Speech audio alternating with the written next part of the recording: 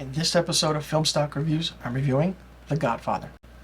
The Godfather came out March 24th, 1972. It was directed by Francis Ford Coppola with a screenplay by Mario Puzo and Francis Ford Coppola, and it's based on the 1969 novel of the same name by Mario Puzo. 2022 is the 50th anniversary of The Godfather. And this story spans from 1945 to 1955, which chronicles the story of the Corleone family and its matriarch, Vito Corleone, as he focuses on business aspects and everything, and the transformation of his son, youngest son, Michael, as he doesn't want him to get into the family business, but something changes Michael and he becomes this big Don at the end of this movie. The movie stars Marlon Brando, Al Pacino, Diane Keaton, James Caan, Robert Duvall, and Talia Shire. This is the most famous movie of all time, the greatest movie of all time. Now, there is a show that came out in 2022 called The Offer, which is on Paramount Plus. And it tells the story about the behind-the-scenes making of what went into making of this film that I'm reviewing right now. There are fantastic, amazing scenes in this. The most quotable movie of all time, for that matter. Now, this review, I'm not going to go into the story. You've seen the movie, you know what it is. I'm going to go into the aspect of the filmmaking, the story, what happens with the characters, and what could have been different, what could not have been different. The filmmaking aspect of this by Francis Ford Coppola is phenomenal. It's one of those movies where, if you know the history of what went into it, he had a rough time trying to figure out what to do and how to get this movie made.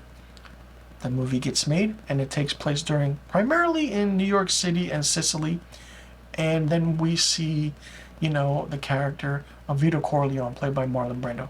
Exceptional performance. Marlon Brando won an Oscar for this role. Blown away. When you see the presence of Vito Corleone come on screen and Marlon Brando begins speaking, it's utter disbelief. Al Pacino as Michael was so good.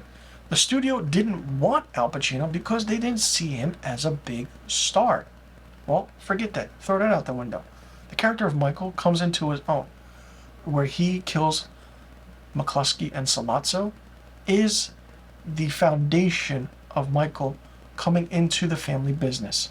He then goes to Sicily. We know what happens. Okay, then he comes back. Okay, hey.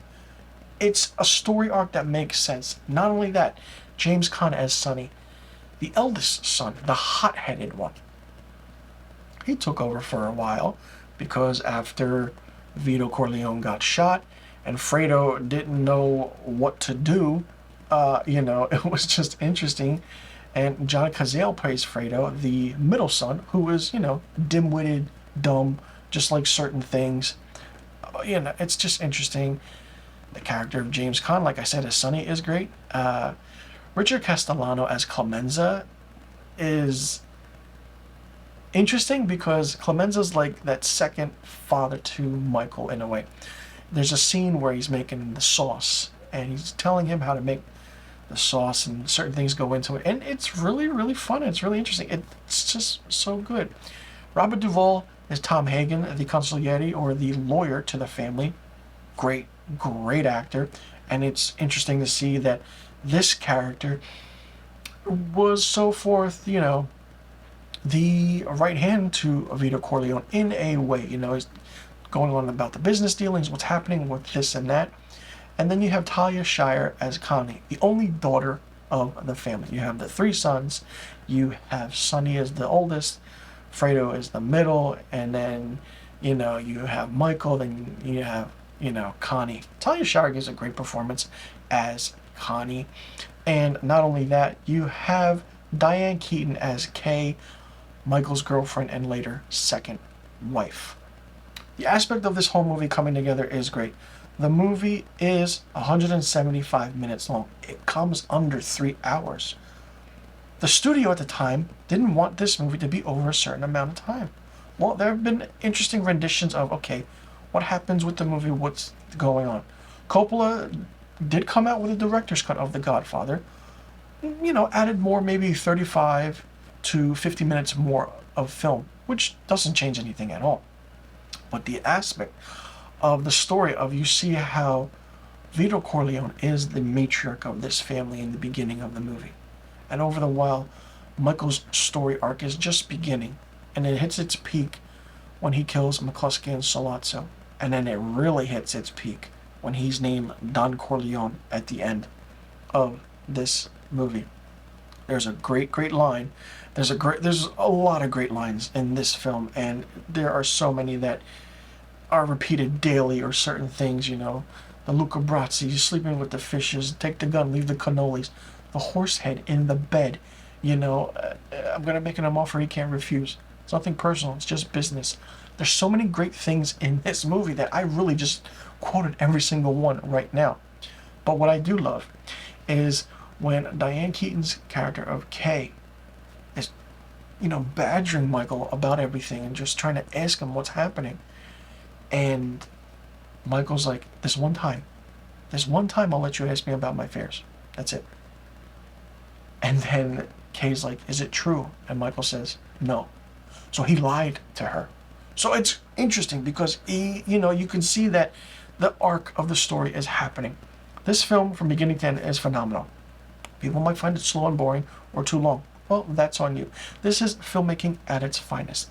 You take a best-selling 1969 novel, you turn it into a screenplay, then a movie. You get certain aspects of what's happening, what's going on. It's phenomenal. Mario Puzo and Francis Ford Coppola won Best Adapted Screenplay for this. In addition, the 7 other Oscar nominations included Pacino, Caan, and Duvall for Best Supporting Actor, and Coppola for Best Director. And the film won Best Picture, and as I said before in the beginning of this review, Best Actor went to Marlon Brando. And of course, you know the whole aspect of what happened with Marlon Brando when he won this award and why he didn't accept it. That's a whole different story, which I won't go into.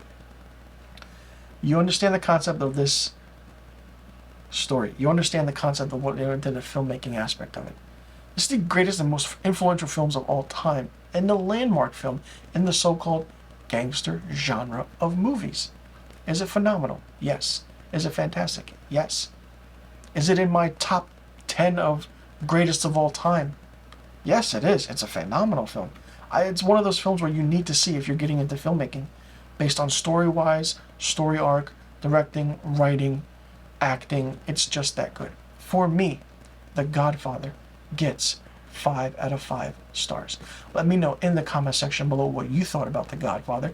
Did you like it? Did you not like it? What did you think of it? If you haven't seen it, will you be checking it out now? And if you haven't seen it at all, why haven't you seen it? And if you have seen it, how many times have you seen it? And do you think it's the greatest, most influential film of all time, and why? Let me know in the comment section below about the questions I just asked, and I'll see you guys in the next review video.